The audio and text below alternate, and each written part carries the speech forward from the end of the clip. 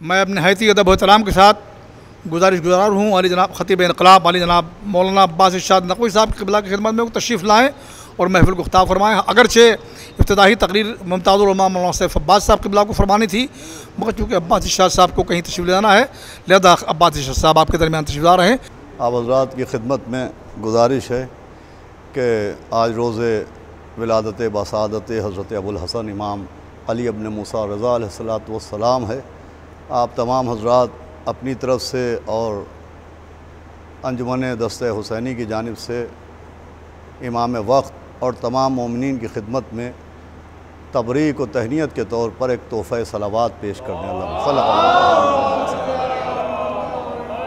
औज़ु बिल्लाहि मिनश्शैतानिर रजीम बिस्मिल्लाहिर्रहमानिर्रहीम अल्लाहुम्मा सल्लि अला अली इब्न मूसा रज़ा।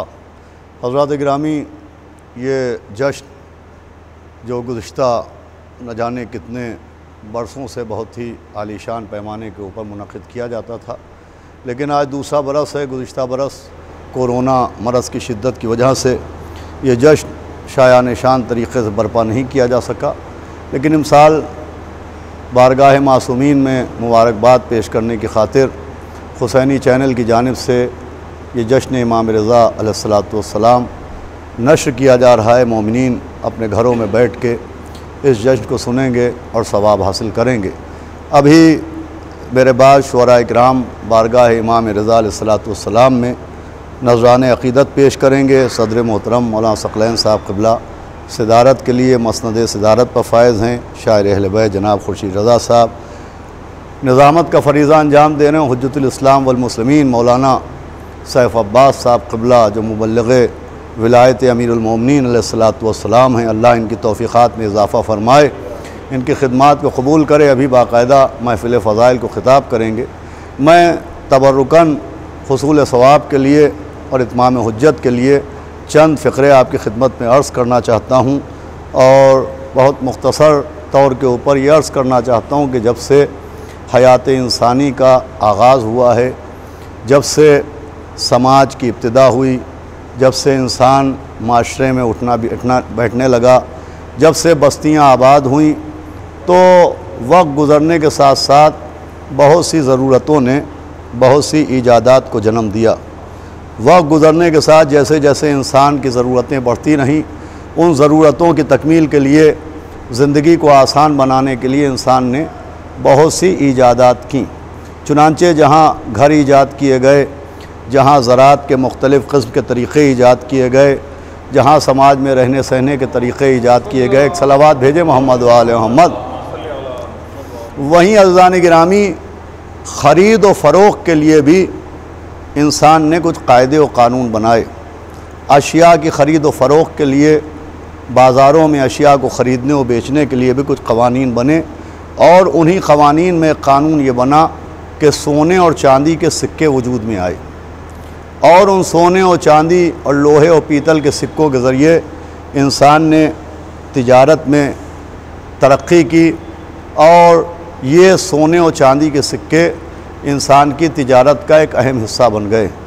इन तिजारती सिक्कों की इतनी अहमियत है कि सिर्फ़ इंसानी माशरे में नहीं, हमने अरब के माशरे पर नज़र डाली तो इन सिक्कों की तारीख़ ये है कि हमारे आपके पाँचवें इमाम मोहम्मद बाक़र अलैहिस्सलातु वस्सलाम के ज़माने तक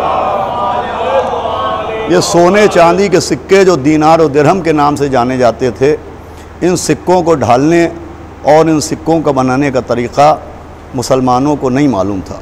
चुनांचे तारीख़ बताती है कि अब्दुल मलिक इब्न मरवान के ज़माने तक ये दीनार और दिरहम, ये सोने चांदी के सिक्के मुल्क रोम से तैयार होकर आते थे, जहाँ कैसर रोम बरसर इक़्तिदार था और मज़हबन वो जनाब ईसा के मज़हब के ऊपर था, नसारा था। तो सारे सिक्के, सारे सोने चांदी के सिक्के मुल्क रोम से बन के आते थे, और उसी मुल्क रोम से कपड़े भी तैयार होके आते थे।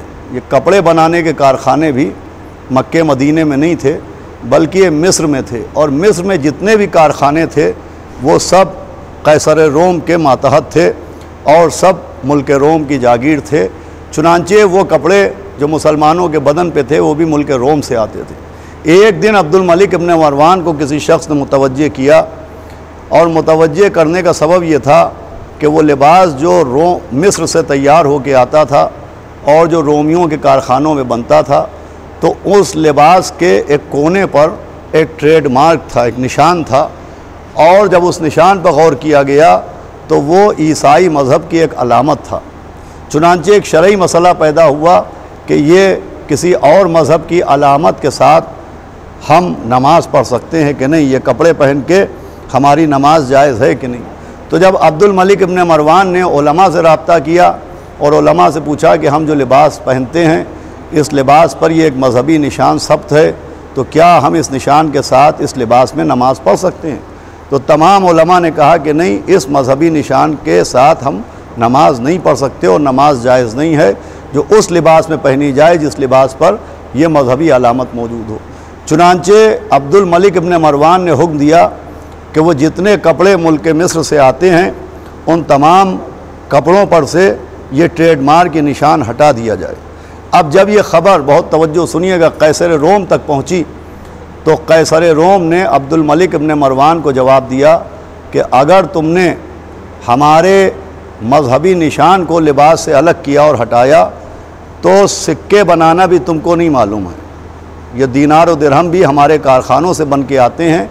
अगर तुमने ये जुर्रत की कि हमारे मज़हबी निशान को कपड़ों के कोने से मिटाया तो हम ये जो सिक्के जिसके तुम मोहताज हो और ये दीनार और दिरहम जिससे तुम ख़रीद व फ़रोख्त करते हो, हम इन सिक्कों के एक तरफ सिक्कों की कीमत ज़ब्त करेंगे और दूसरी तरफ तुम्हारे पैगंबर की शान में गुस्ताखी करेंगे।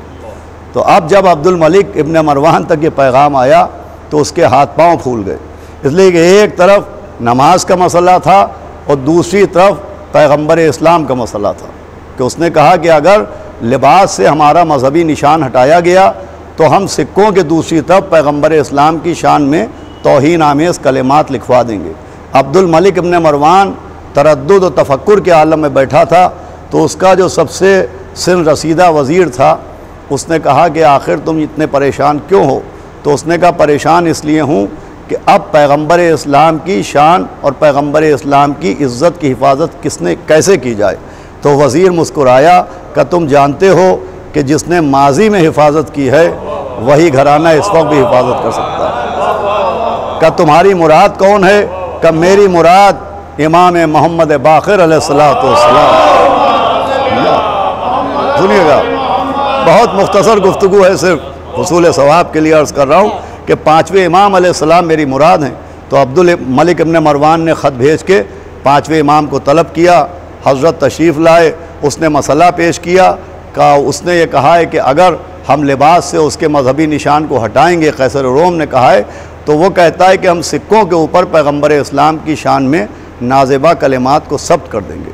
तो अब ऐसे में पैगंबर इस्लाम की नामूस और इज़्ज़त की हिफाजत कैसे की जाए? तो पाँचवें इमाम ने फरमाया कि तुम सिक्कों के लिए उसके मोहताज क्यों हो? तुम खुद सिक्के ढालना सीखो। तो कहा हमको नहीं मालूम कि सिक्के कैसे ढाले जाते हैं। तो इमाम ने कहा मैं तुम्हें बताता हूँ कि सिक्के ढालने का तरीक़ा क्या होता है। और ये कहने के बाद पाँचवें इमाम ने कहा ज़रा कागज़ और कलम मंगाओ। अब जैसे ही पाँचवें इमाम ने कागज़ और कलम तलब किया तो एक कागज़ मांगा था, 1000 कागज़ पेश हो गए। एक कलम मांगा था, सैकड़ों कलम सामने आ गए। लीजिए, नाना का बदला नवासे ने ले ही लिया। क्या सलावात भेजे मोहम्मद अहमद। और फिर अजीज़ों, ये मसला जो बच्चे बीकॉम और एमकॉम करते हैं, जो बच्चे हाई स्कूल और इंटर में कॉमर्स पढ़ते हैं, वो इस बात की गवाही देंगे कि ये बैंकिंग का मसला है। ये एक पूरा अलग सब्जेक्ट है, जैसे बायोलॉजी है और फिज़िक्स है और केमिस्ट्री है। बीएससी और एमएससी करने वाले वो पढ़ते हैं, वैसे ही कॉमर्स पढ़ने वालों में बैंकिंग और अकाउंटेंसी से ताल्लुक़ रखता है। तो पाँचवें इमाम ने कागज़ और कलम मंगा के वो पूरा तरीक़ा दर्ज किया, तहरीर किया, और आपने बताया कि किस तरह से किस मकदार में सोना हो, किस मकदार में चांदी हो और किस तरह से सिक्का बनाया जाए। बहरहाल पाँचवें इमाम के हुक्म के मुताबिक पहला सिक्का तैयार हुआ और पाँचवें इमाम के इजाज़त से और पाँचवें इमाम की मदद से इस्लामी हुकूमत में पहला सिक्का राइज हुआ। लोग पूछते हैं साहब इमामों के मोजिज़े क्या हैं? तो एक मोजिज़ा तो यही है कि दौर खिलाफत का चल रहा था, सिक्का इमामत का चल रहा था। सलावात भेजे मोहम्मद व अहले मोहम्मद। सुनिएगा,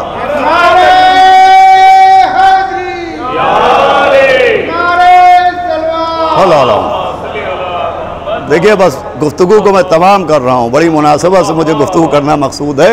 ये 5वें इमाम अलैहिस्सलाम का वाक़या है। तो बहरहाल सिक्कों की बहुत अहमियत है बाज़ार में, मार्केट में, जिसे आप करेंसी कह लीजिए, जिसे आप कॉइन्स कह लीजिए, जिसे दीनार व दिरहम कह लीजिए, ये बहुत कदीम तरीक़ा है ख़रीद व फ़रोख्त के लिए। और ममलकत इस्लामी में सबसे पहला सिक्का जो राइज हुआ वह इमाम मोहम्मद बाक़िर अलैहिस्सलाम के बताए हुए तरीक़े से राइज हुआ।